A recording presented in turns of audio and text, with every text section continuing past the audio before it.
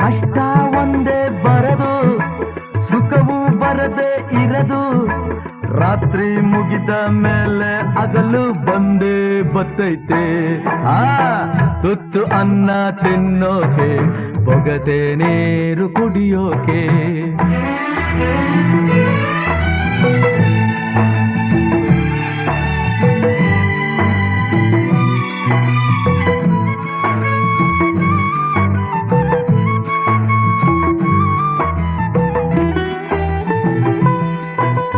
ಹರಿಯೋ ನದಿಯು ಒಂದೇ ಕಡೆ ನಿಲ್ಲೋಕ್ಕಾಗಲ್ಲ.